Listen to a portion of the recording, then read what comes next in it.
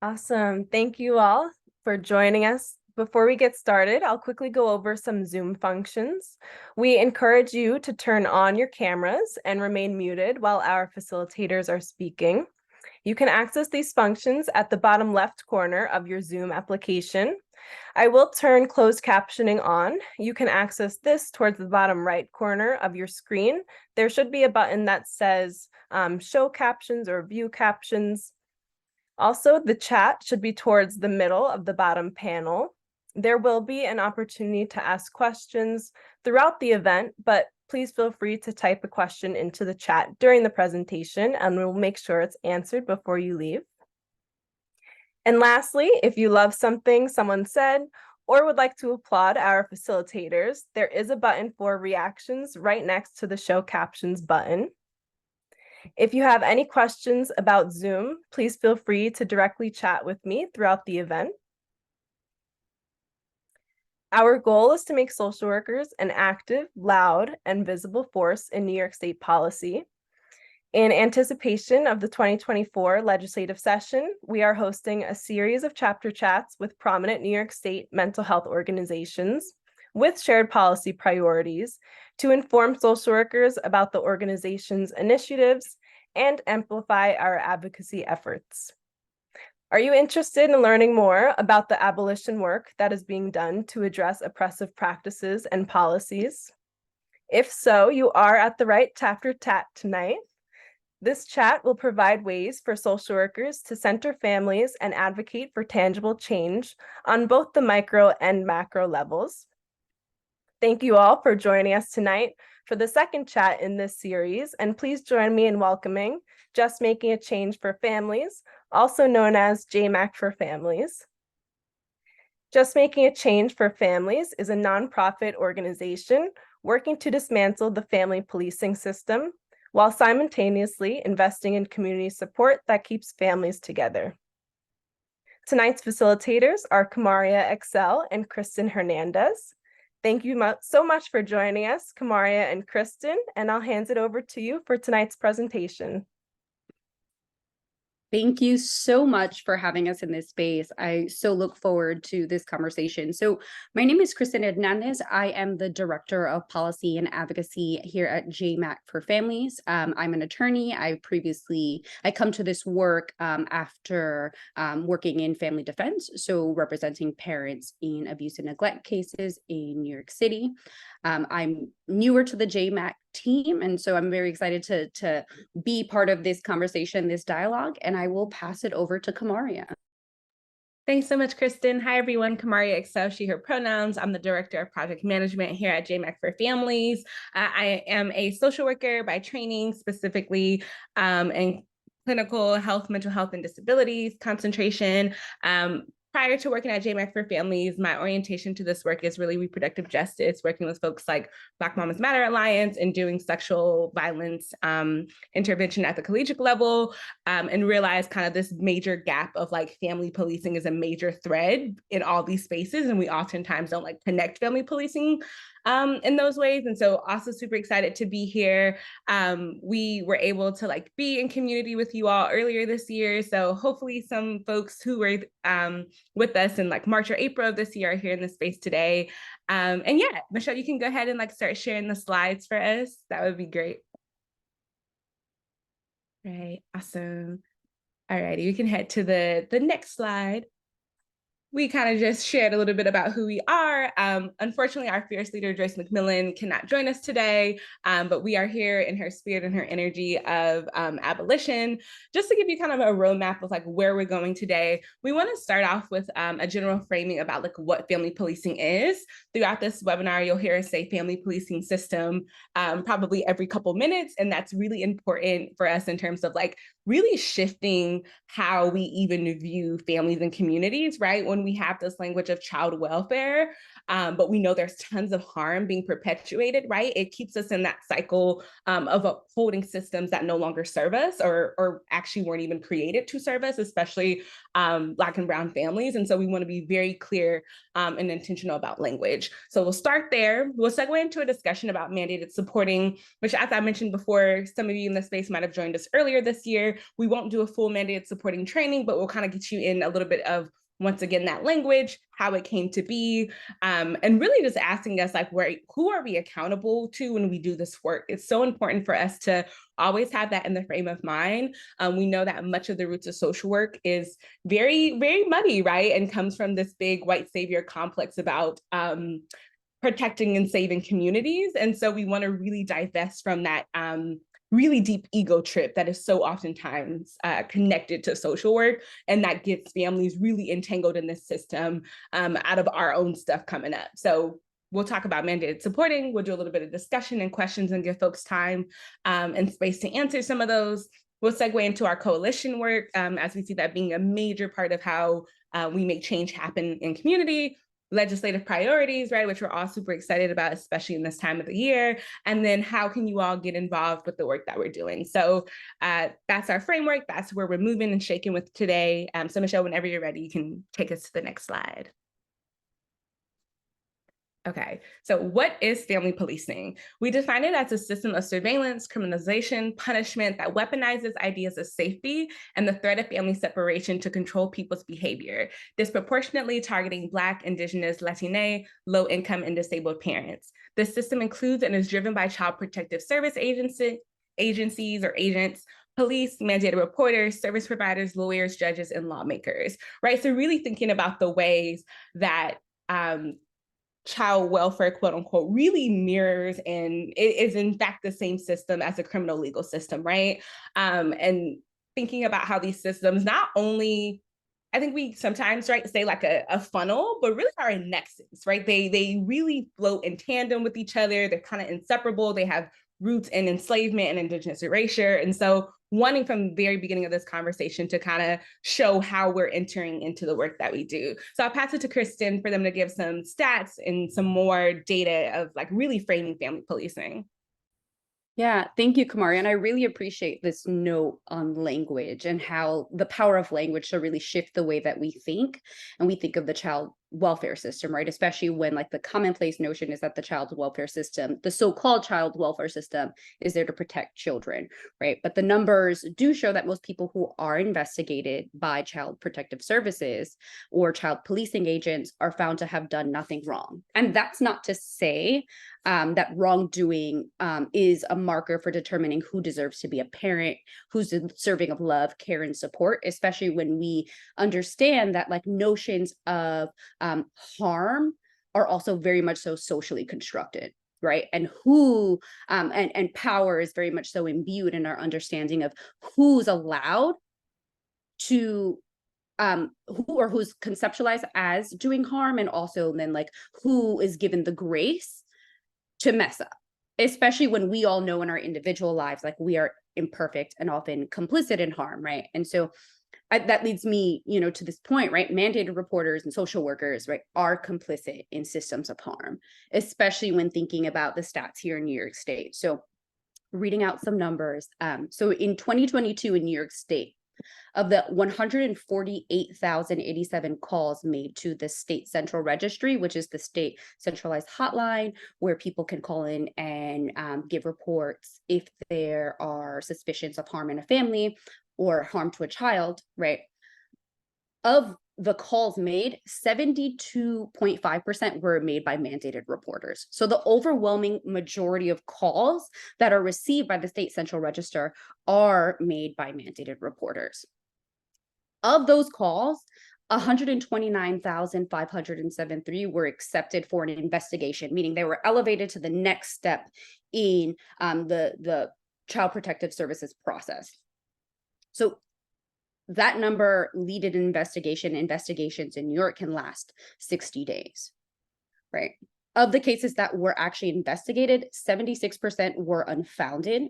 So there was no evidence of harm, but these parents and these families still had ACS in their lives for up to 60 days, right? And will have their names, and in some cases, right, will have these very, very invasive investigations into their lives. These numbers are also reflected in our national statistics, which I'm not going to recite to you all right now, but I do want to uplift some of the racial disparities in family policing. So according to one figure, 53% of Black children will have contact with Child Protective Services before turning 18. In New York State in 2021, while Black children made up only 14.16% of the population, they represented 37% of children in the foster system. While Indigenous youth, again in 2021 in New York, made up 0.4% of the population of New York State, 2% of them were represented in the foster system. And so thinking about the ways in which family policing also connects and weaponizes, right, ideas of safety to target and ensnare Black, Brown, Latina, Indigenous families, right? And then thinking about what happens during a Child Protective Service investigation also makes clear the way that this is more akin to a system of policing and punishment and prosecution, right? From day one, when CPS comes into a Child Protective Service agent comes into a parent's life, right? They're looking for evidence. They're treating it as a prosecution, right?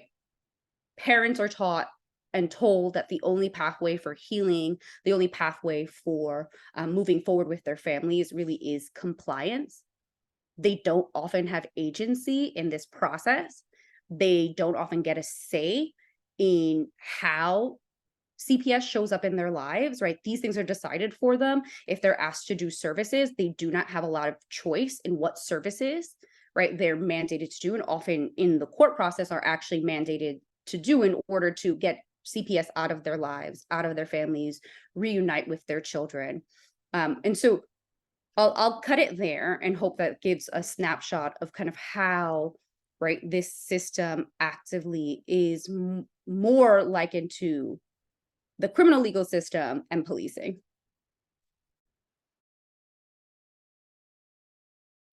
You can take us to the next slide, Michelle. And when we get to our legislation, specifically Family Miranda, I think some of the points that Kristen has like so beautifully laid out will begin to make even more sense, especially drawing that direct line between, you know, family policing and criminal legal.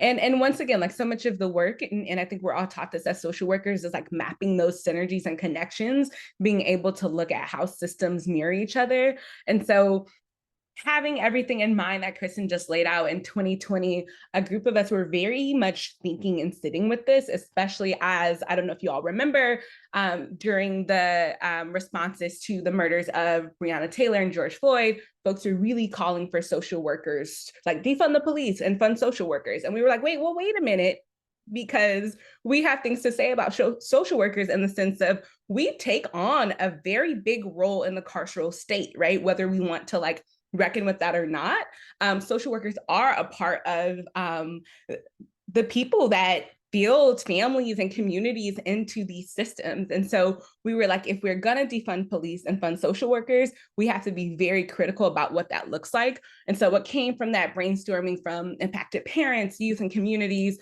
social workers and students at Columbia University and across the country and other advocates was for us to create this curriculum and this framework called mandated supporting that really hinged off a lot of the work that has been already historically done in the reproductive justice movement, the work of Dorothy Roberts. And it's to say, like, how do we actually do harm reduction in our field and really, you know, not create these theories about being evidence-based, right? Because we're a profession that's very proud of that, to be evidence-based, but we know in fact that mandated reporting is not an evidence-based practice. And we in fact have more data to show that it is more harmful than good. And so mandated supporting in itself is more of a community-based theory, a harm reduction theory of how we can really engulf families and communities in the care that they're advocating and they're asking for, right? Not what our ego tells us, not what our deeply rooted, implicit, and oftentimes I'd say explicit biases, especially related to Black and Brown motherhood particularly, right? And so the curriculum that we came up with really situates between three modules. The first is just like, what is mandated supporting, right? What is mandated reporting? Who are the mandated reporters? Laying out some of the statistics and data that Kristen just gave to us, and really getting students to understand what the law says, right? And getting very clear about that. How are social workers implicated? Then from there, we segue into family defense, where we give social work students 8 skills, 8 tangible skills that they can walk away with from understanding neglect and how that is conflated with poverty, and how most cases are due to this individual pathologizing of a family, right? You're a bad parent, you did something wrong, versus like these systems of inequality really compound our lived experiences and weren't designed for certain families to thrive.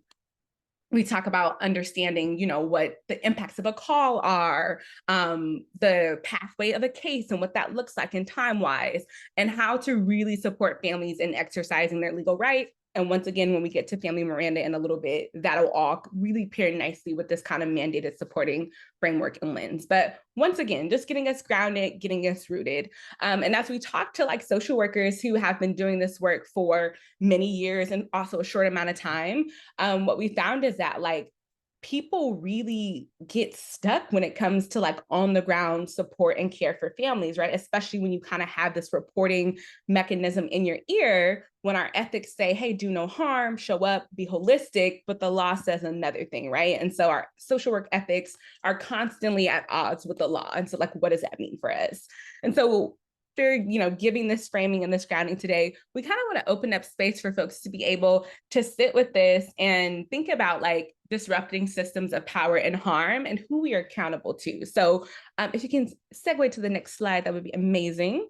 And so, yeah, I think we have some other questions on the next slide, but just take a pause and a beat for a moment to really think about this question of like, how are we disrupting?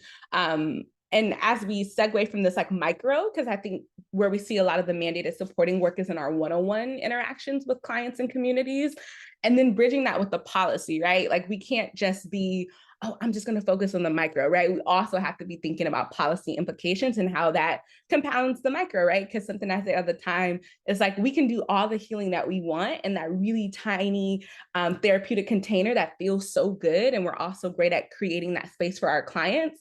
But like, what happens the moment they step outside into the world, right? And they're still experiencing the violence of systems. It's like, what was that work for if we're not also going to change your material conditions? And so, yeah, I'll stop talking for a moment just for us to kind of sit with this question of, who are you accountable to? Who is your work for?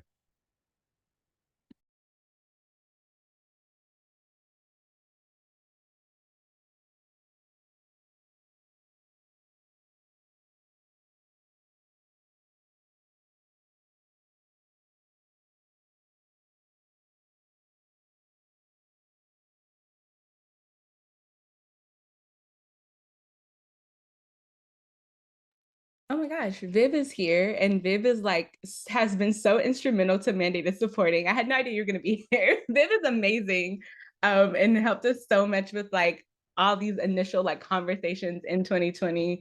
So hi, Viv, I didn't know you were here. But as we're all thinking about that question, I think we can segue into the next slide to really help us answer that. Kristen, jump in if you'd like with these. Yeah, we wanted to kind of have a larger discussion, especially if for those who have been to prior webinars, right? And like have a sense of what the mandated supporting framework looks like, to share out and take a moment. What are some ways you've implemented mandated reporting in work? What are some strategies that like we can share with one another, so that we can see how each other are fighting, right, these systems of oppression, like in the work that we're doing. Also, if y'all want to share, challenges you faced or you think you might face in implementing a mandated supporting frame and shifting away from reporting to providing support for the communities that you work with. And if anyone also wants to share some of the ways mandated supporting has shifted the ways you think of social work generally. So we'd love to open up the space for discussion. And I'm so overjoyed that there's so many familiar faces in the chat and on this Zoom call.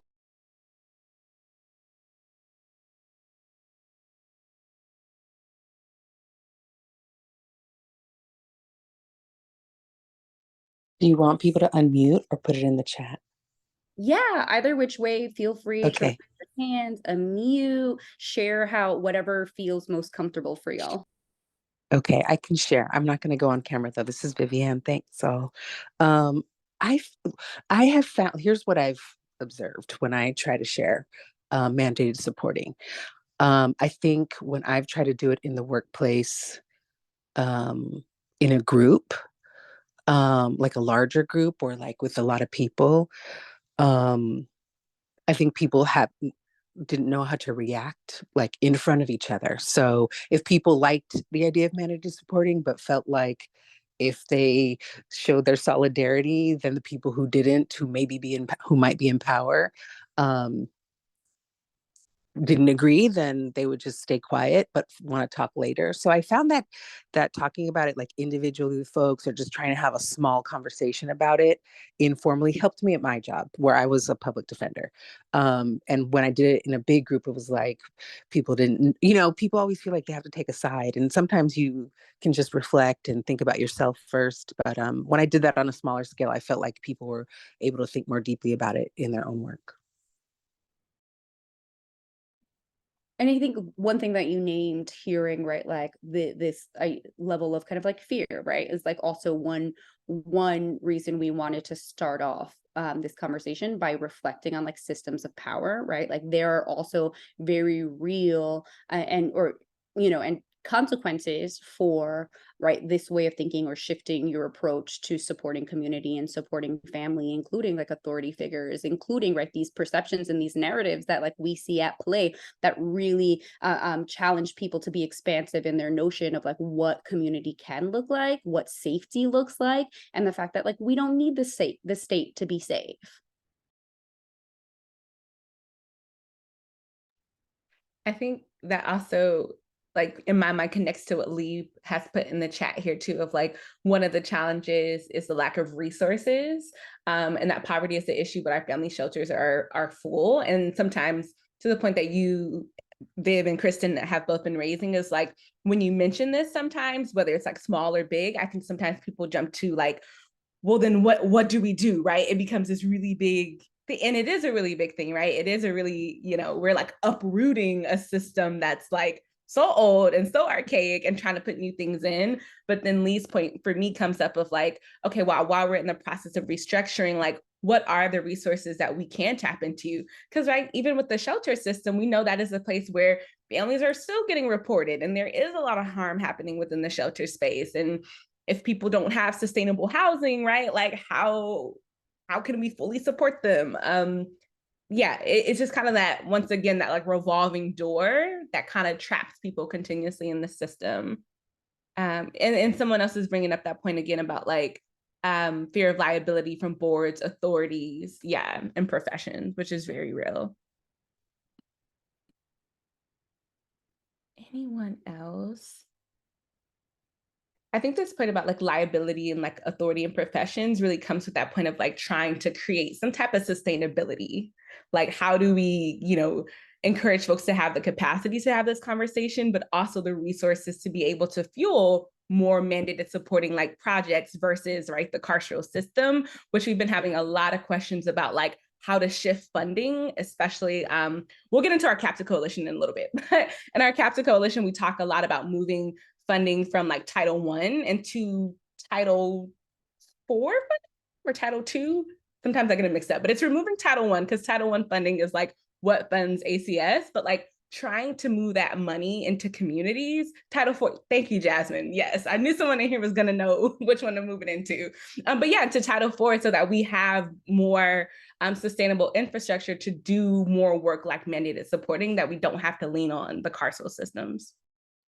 And I think I also, not to jump ahead, but also brought up ending mandated reporting, right? So JMACforFamilies works on coalitions that are focused on ending mandated reporting, right? And focusing on just like the way in which like mandated reporting creates such a tension in our relationships. I also previously was a mandated reporter. I was an educator, so part part of my context, but right, the tension that that creates between yourself and like the people that like you are there to support, right? When like you have this like legal obligation, but you also have like this concomitant responsibility to the people that like you're supporting, and the way in which like that creates such a challenge in terms of trust, and your capacity to build relationships, and beyond, and even thinking like in the medical field, the difficulty for people to get adequate medical care in safe environments, right? If they can't trust these practitioners who, you know, you're supposed to give all your information to because they're there to support you and support your health needs across the board, right? And so thinking about the benefits of ending mandated reporting and also the challenges being tied to federal funding, right? We also put a really good point in the chat that we had a webinar yesterday on surveillance and public assistance. And so Lee, your point about like the stipends that foster parents receive, we had one of the people on our panel being like, why can't parents get that money, right? Like why can't we just support parents? Because raising children is hard and difficult, and we're doing it for foster parents. So why can't birth parents also have that? And what a difference. And we know it made a difference, right? Because during COVID, when there was the earned income tax credit, we saw numbers drop. Like literally, that's real life data. Oh, Lisa's a soapbox of yours. Absolutely. I'm on the soapbox with you. Like that, so many of the solutions that we're looking for, I think, are right in front of us. And many of us are saying, so, you know, how do we do that outside of these restrictive like boxes? Keep flooding the chat. I think we're gonna, what do you think, Kristen, move a little bit on, or anybody else have anything they wanted to put in chat or come off mute?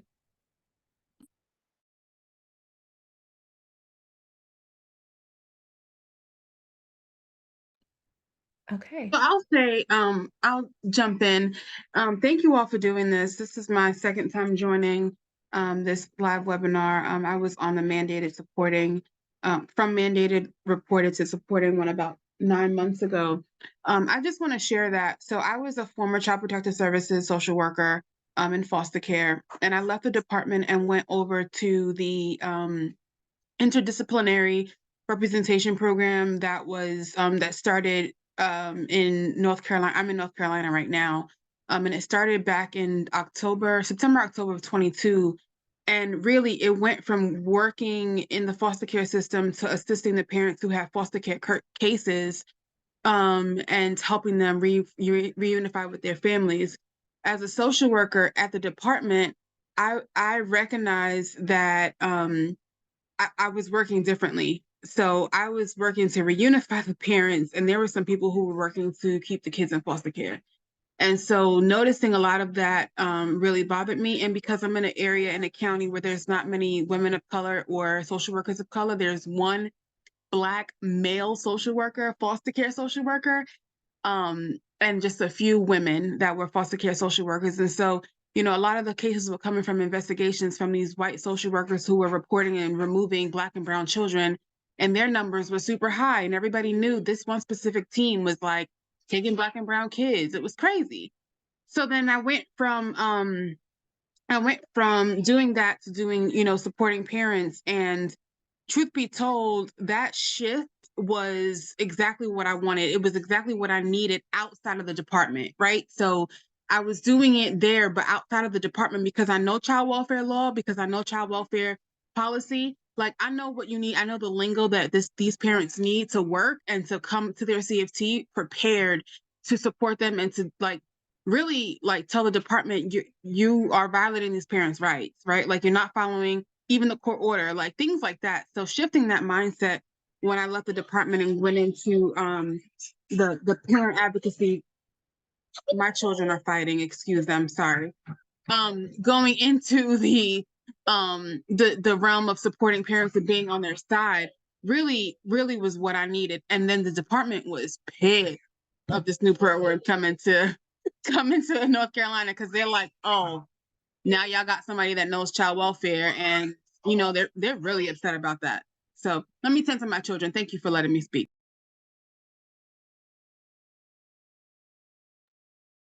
Thank you so much for sharing. I mean, you reminded me of a report that a couple of years ago was actually in New York City. The Administration for Children's Services, they apparently had done an internal audit about racial justice and racial disparities in ACS and child protective practices, right? That was only obtained by a defender office actually using the FOIA system to get access to these documents, where caseworkers were talking about these racial disparities, and we're talking about like active tactics that their colleagues were using that were very obstructionist and were directly contrary to the goals of reunification, right? And so it is, I think, a widespread problem within child protective service offices, and something that like we can, in our conversations and our individual practice, try to disrupt.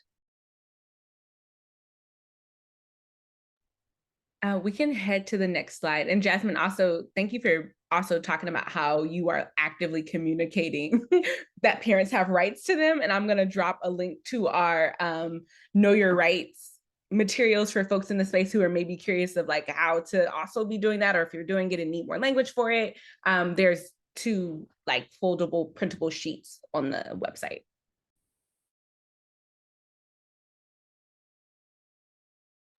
And so, yeah, we're going to talk a little bit about JMAC4Families coalition work now and our legislative priorities.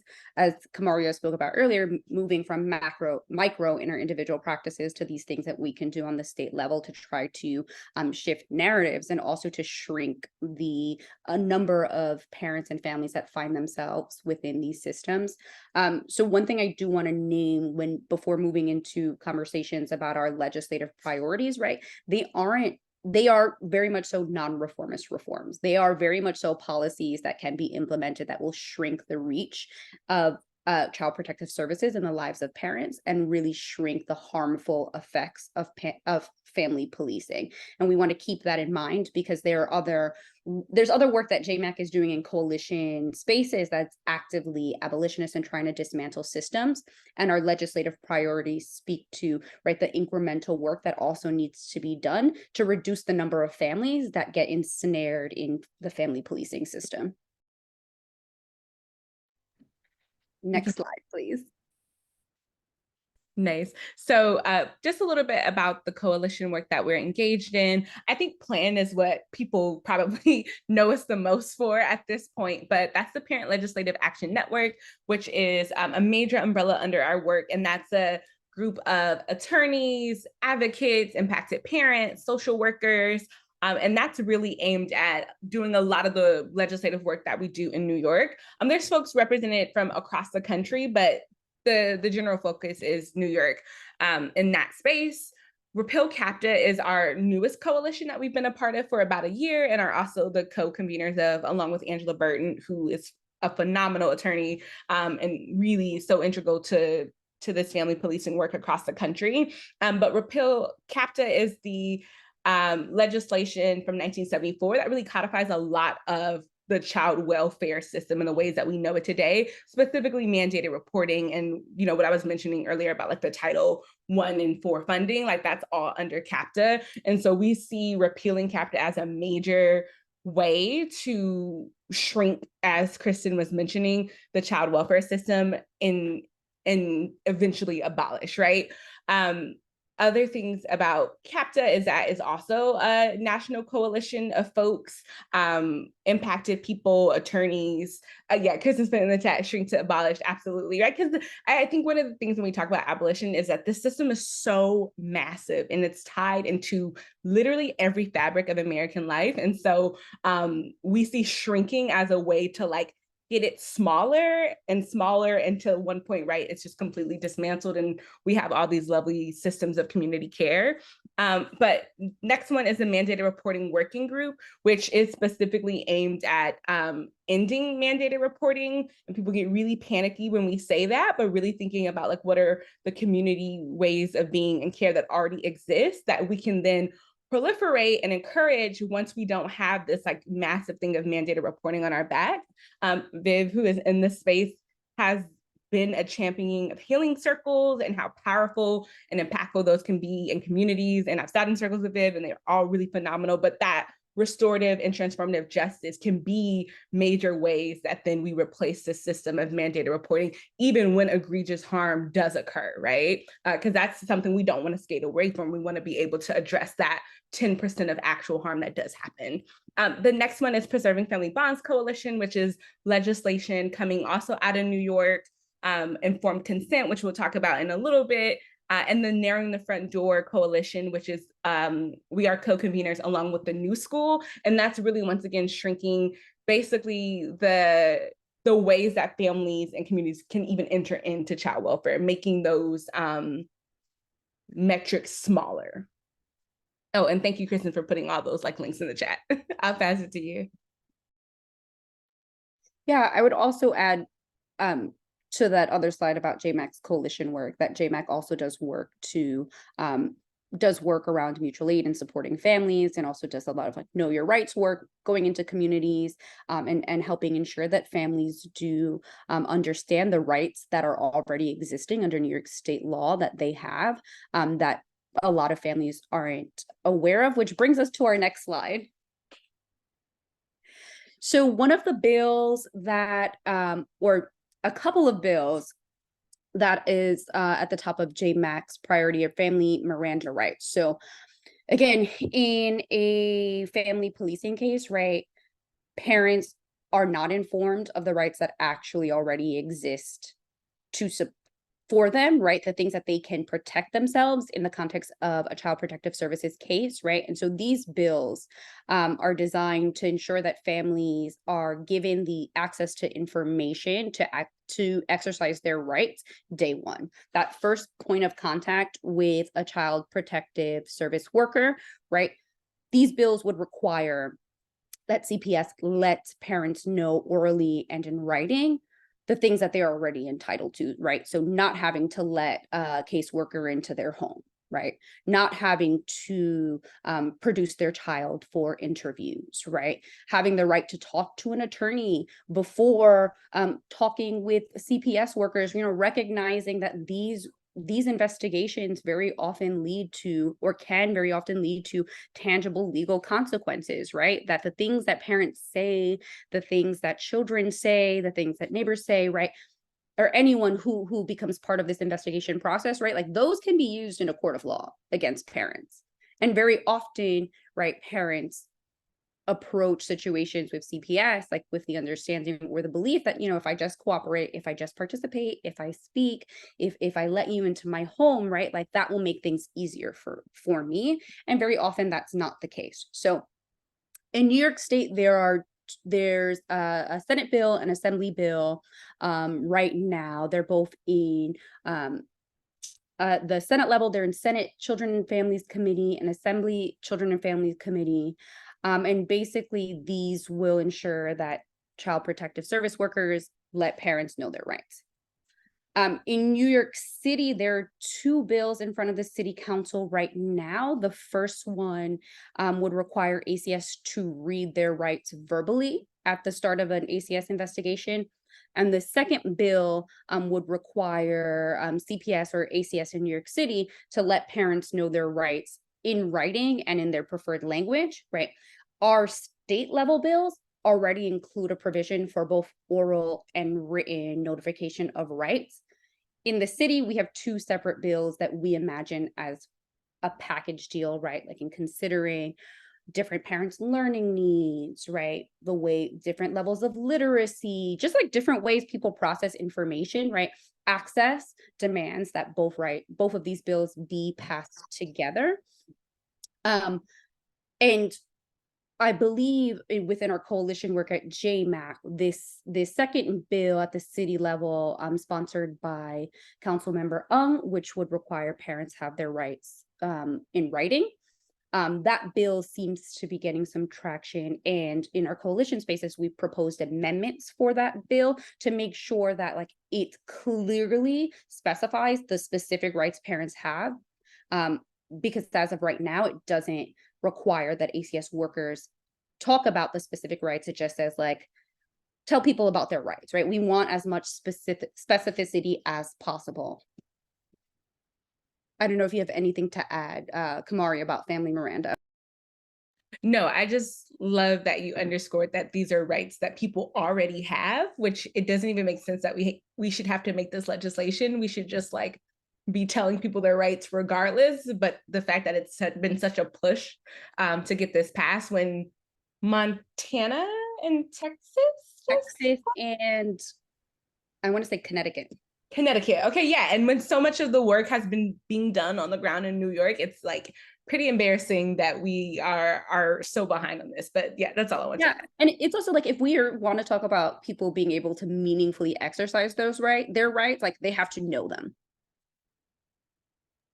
Well, can I say something? Because sometimes the damage is done, right? Like I had a parent that I worked with that the investigator, she's a woman of that uses ACL for ASL, excuse me, for language because she was deaf, and they took custody of her children without an interpreter present, 3 children.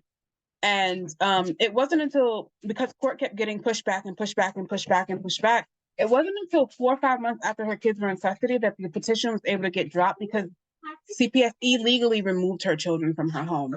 But that's 4 months of trauma and damage, and it's terrible. Systemically, it's just, yeah, we know the right, but we can't even formally exercise them as a parent because of the delay in the judicial system.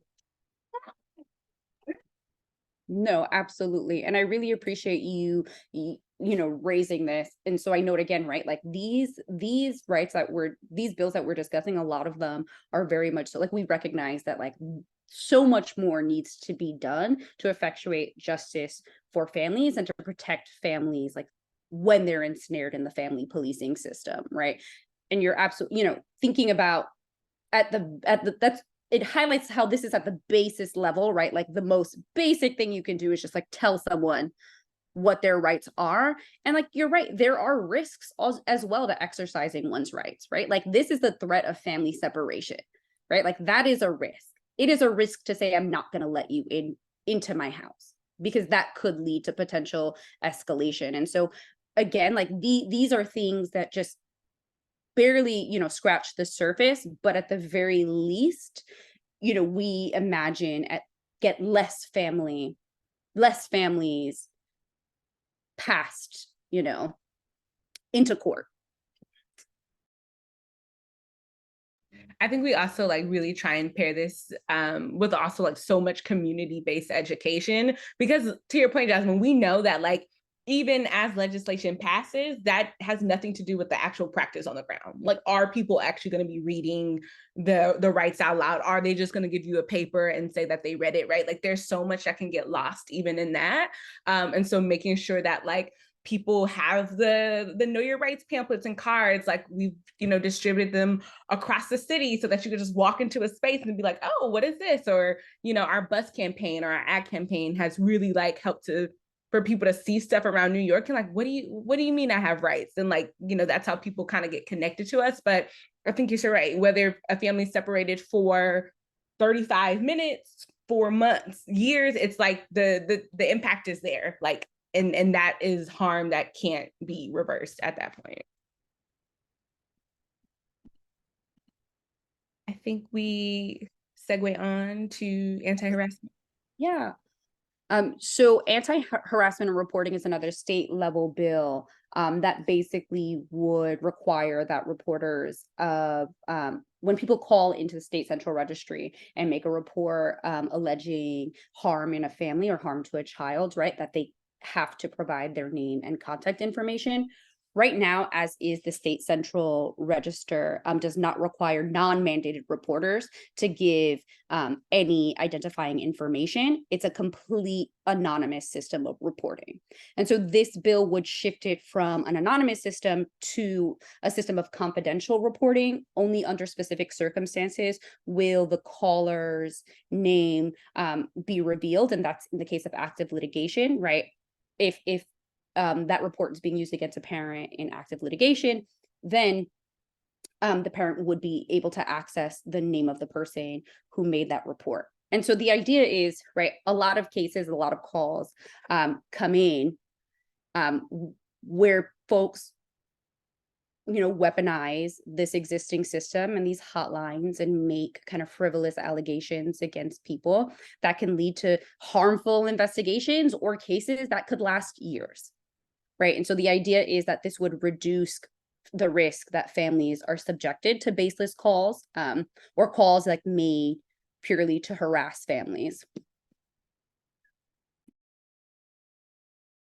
I think this legislation too brings up for me the importance of also like just so doing this work within our families and communities. And we've talked about this. I think we were mentioning this in yesterday's webinar, Kristen, of like how quick it is for people to just call ACS CPS on people. Like someone pisses you off, I'm calling. And like these are literal real life stories. Like I'm not exaggerating this. Or right when people break up, and that happens so often, and the parents in our HILL program talk about, or they're abusers or folks who have, committed harm against themselves and their families who are now calling and using the system. And so really doing that work of like, we should not be leaning on this system to perpetuate further harm. Like we have the resources we need to be able to mitigate harm within our communities, to have conversations, to call people in when harm does occur, to interrupt that harm, versus so frivolously just calling. And most of the calls do come from mandated reporters, as Kristen mentioned in the beginning. But that comes up so much just in like everyday conversation. I also want to name, like, this is something that's also commonly used in like where there's custody cases, right?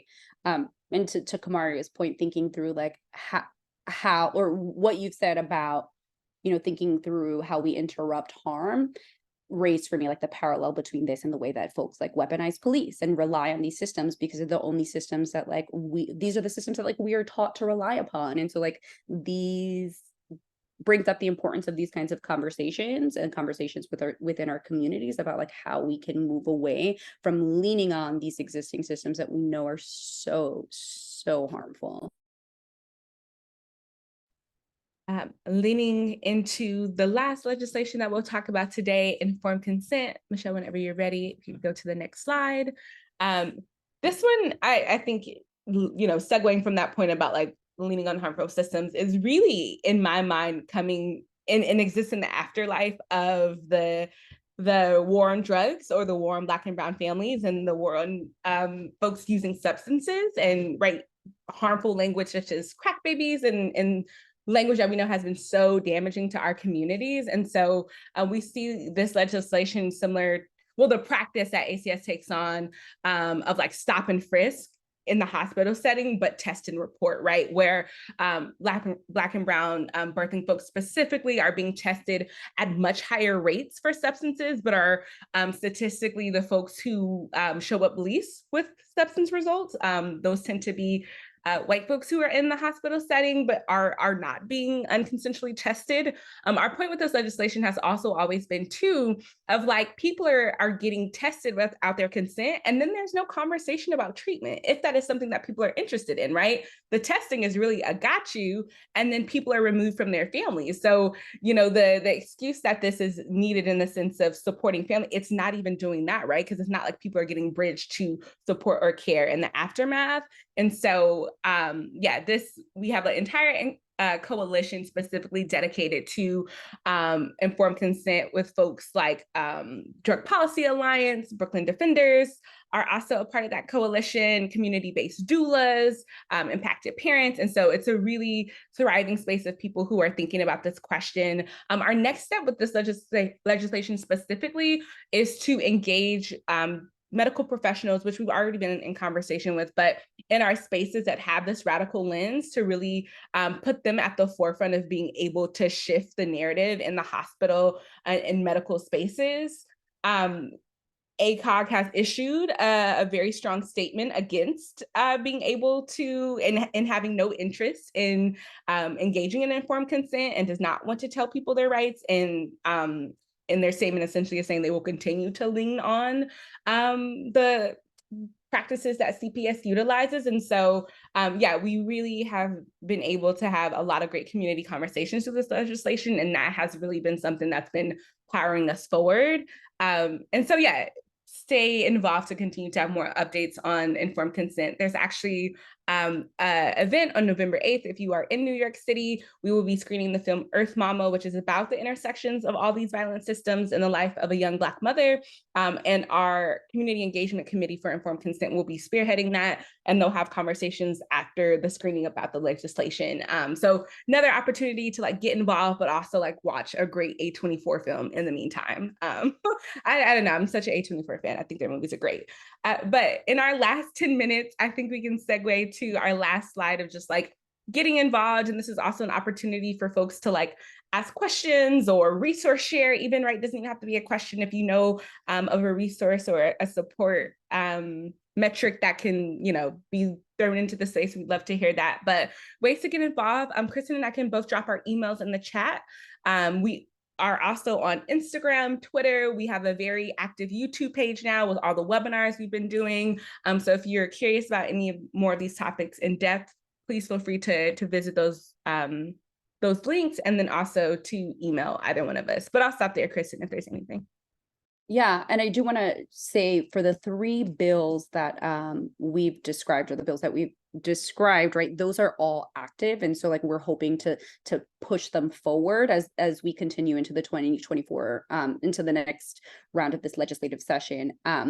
The other thing I will note, so there will be more specific calls to action around New York City Family Miranda, specifically a push to reach out to council members that we're going to be rolling out within the next couple of weeks. And so find us on social media. If you're interested in joining any of the coalition spaces that we've discussed, or just like connecting to our work, we're going to drop our emails. Like, please reach out to us. And the other thing that I want to flag is that JMAC and a lot of the defender offices and other coalition groups do an advocacy day and a lobby day in Albany. So stay tuned for more information about how to connect in the spring. I'm dropping our emails in the chat. Kristen's is already in there. I'm dropping mine now. And just a general link to our website if you also want to sign up for our newsletter, where, you know, the things that Kristen has mentioned and that I've mentioned in terms of like calls to action and events that are happening, that's a space where we'll send those out to you as well, in addition to like social media. Also, if folks have any questions or thoughts that they want to share, reflections, anything, feel free to unmute, raise your hand, drop it in the chat.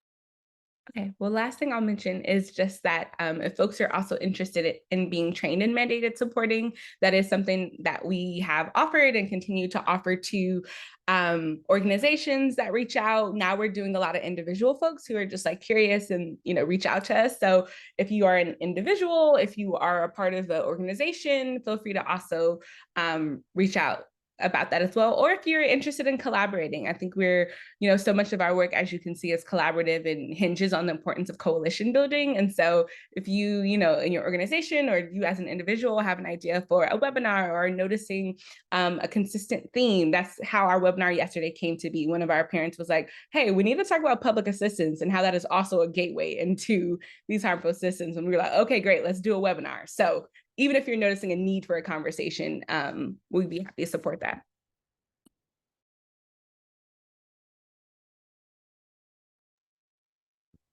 I'll also make our plug for Know Your Rights trainings. If you work in a school setting or you work with parents and want us to come in and do Know Your Rights trainings in your community, you can reach out to us, and we are happy to connect.